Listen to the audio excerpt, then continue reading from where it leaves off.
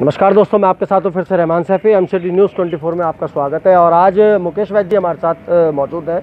आपने देखा होगा बीते कल में हमने आरबी उटवाल जी का इंटरव्यू लिया था और आपको दिखाया था जो उनसे सवाल पूछे थे वही सवाल इनसे मुकेश वैद्य जी से पूछेंगे। लेकिन हमेशा से आपने देखा है मुकेश वैद्य जी ने जब भी बात की है निगम में हो रहे भ्रष्टाचार को लेकर की है और बहुत बड़े पैमाने में बात की है और उसका काफ़ी हद तक कर्मचारियों के लिए हल भी करवाया और उनको इंसाफ भी दिलवाया है।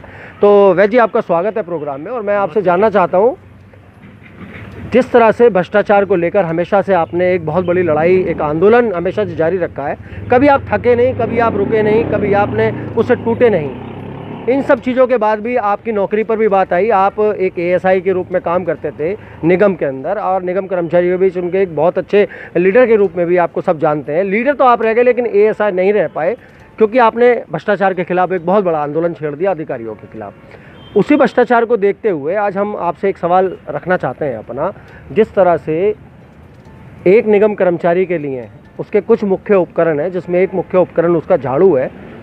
झाड़ू की मैं आपसे आज चर्चा करना चाहूँगा क्योंकि बहुत ज़रूरी, एक बहुत अहम मुद्दा है ये। निगम प्रत्येक वार्ड के प्रत्येक कर्मचारियों के पास जो उनका मुख्य उपकरण है झाड़ू, ये निगम प्रशासन वो भी उनको मुहैया नहीं करा पाता।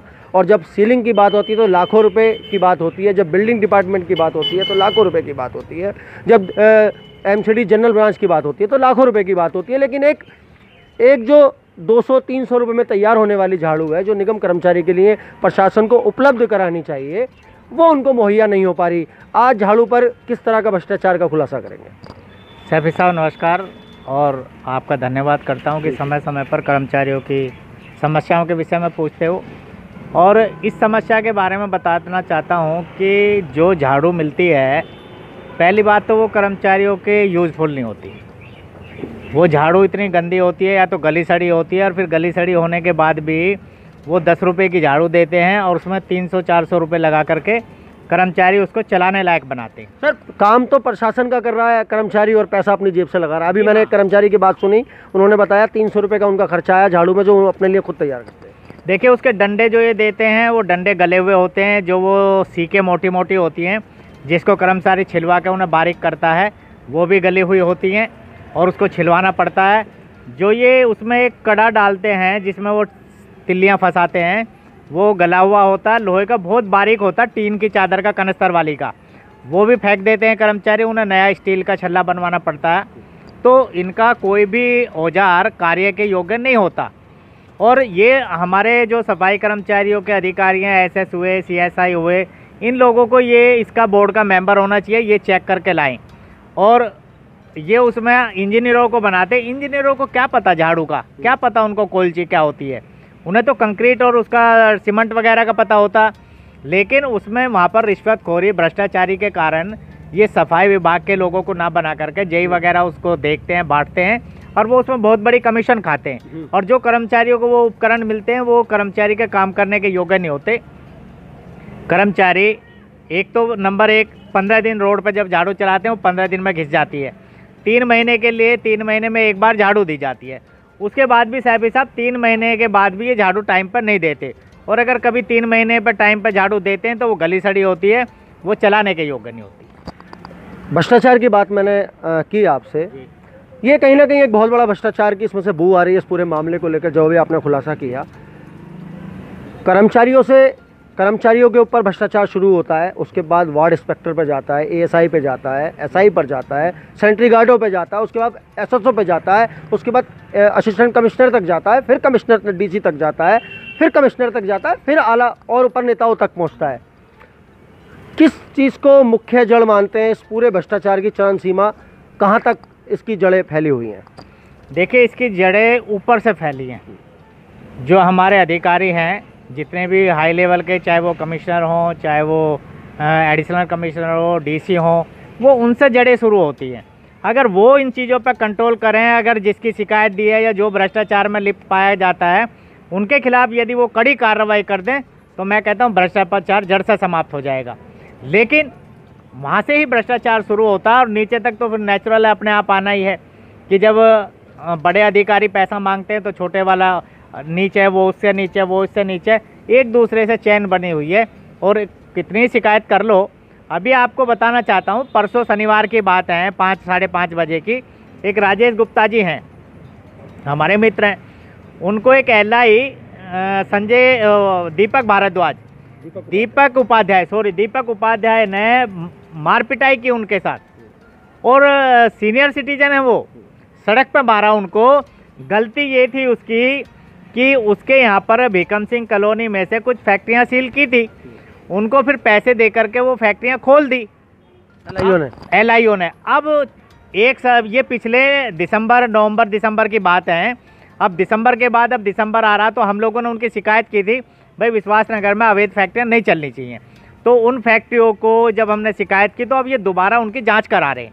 अब जांच कराने पर जब ये पैसे लेके आए वहाँ से, तो उन्होंने उसको बुलाया, देखो गुप्ता जी आपके सामने पिछले साल पैसे ले गए थे, अरे अब फिर मेरा मकान सील करने आ गए। तो इस बात पर उसने कहा, भाई जब मैंने तुम्हारे को पैसे खुद दिए हैं और दिलवाए हैं 60,000 रुपये, तो फिर इसकी दुकान बेचारे क्यों सील कर रहे हो? इसने फैक्ट्री तो नहीं चल रही, अब तो इसकी परचून की दुकान चल रही है। तो उसी बात पे गुप्ता जी को उसने दीपक उपाध्याय ने कहने लगा, जी आप यहाँ पर ऑफिस पे आओ। और वो ऑफिस पर गए। वहाँ पर ऑफिस पर जाने के बाद उसके रख के कान पर दिया, बुजुर्ग आदमी के। भाई साहब फिर उसने हमें भी बुलाया, फिर वो इतनी दारू पी हुई, उसने सॉरी आप मुझे मारो, आप मुझे मार लो, आप मुझे मार लो। अबे भाई ये क्या तरीका तुम लोगों का? तुम इतने अंधे हो गए हो भ्रष्टाचार में, तुम इतने लिप्त हो गए हो कि तुम बड़ा छोटा भी भूल गए कि किस आदमी पर हम हाथ उठा रहे हैं और किस लिए हाथ उठा रहे हैं। तो ये बहुत गलत तरीके हैं, ये भ्रष्टाचार है। तो भ्रष्टाचार की तो कोई जड़ और सीमा ही नहीं है, आप सब लोग जानते हैं। अभी ये सफाई अभियान की बात कर रहे हैं, जैसे कि सफाई अभियान चल रहा है। सफाई अभियान में आप सैफी साहब देखें कि इन्होंने फिर JYO को लगा दिया सफाई अभियान के लिए। तो अब ये जो सफाई अभियान चल रहा है, अब कर्मचारियों को सता के दुखी करके आप उनको घर भगा दोगे और उन्हें अपने दफ्तरों में, अपने कार्यालयों में लगा लोगे, निगम पार्षदों के घरों पे लगा दोगे, तो फिर सफाई अभियान तो मैं कहता हूँ 0 पे पहुँच जाएगा। अभी तो 40%। आपकी बात में तथ्य है, बिल्कुल अपना सत्यता है उस बात में। लेकिन जब भ्रष्टाचार की बात हो रही है और निगम पार्षदों की बात हुई है, तो कहीं ना कहीं ये देखने को मिला है कि हमेशा से सुना है हमने कि कर्मचारियों से पैसे उगाकर वार्ड इंस्पेक्टर निगम पार्षदों को पहुँचाता है। ये किस तरह का बात है और किस तरह का भ्रष्टाचार? देखिए ये कोई बात छिपी नहीं है, सारी दुनिया जानती है। अच्छा, अगर हम किसी को शिकायत दें, जी ये निगम पार्षद या ये अधिकारी पैसे ले रहा, तो सबूत दो। अब सबूत दो तो आजकल ये बड़ा सिस्टम चल रहा है, मोबाइल बंद कर लो जी, पहले मोबाइल बंद कर लो, ऊपर देखें कैमरे तो नहीं चल रहे। तो ये बड़ा सिस्टम चल रहा है। और फिर भी उसके बाद भी हम जैसे कहीं ना कहीं से चुराए लाते हैं मसाला। तो हमने कई बार रिकॉर्डिंग भी करके भेजी है, लेकिन रिकॉर्डिंग के बाद भी उस पर कोई फ़र्क तो नहीं पड़ता, क्योंकि हमाम में सब नंगे हैं।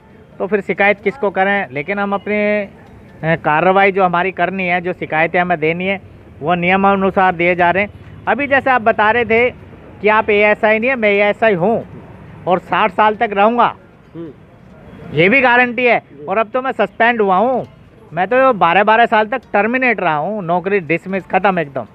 लेकिन हम फिर भी, क्योंकि हम अगर सच्चे हैं, हम सही हैं, तो हम जीत के आए। और अभी भी मैंने जो सुनील त्रिपाठी AC जिसने मेरे को सस्पेंड बगैर बात के किया था, उसके खिलाफ मैंने कोर्ट में केस डाल दिया है। अभी 4 हफ्ते का टाइम MCD से मांगा। अब देखते हैं MCD 4 हफ्ते में वहाँ पर क्या करके देते हैं। 4 हफ्ते में MCD बताएगी। 1 हफ्ता हो भी गया है और 3 हफ्ते और रहते हैं। 3 हफ्ते के बाद सैफी साहब आपको मिठाई खिलाएंगे, हम फिर ASI बनेंगे। नहीं बनेंगे तो हाई कोर्ट, सुप्रीम कोर्ट जिंदाबाद। तो बहुत बहुत हमारी भी शुभकामनाएं आपके लिए रहेंगी जब आप दोबारा अपने पद पर विराजमान हो जाएंगे।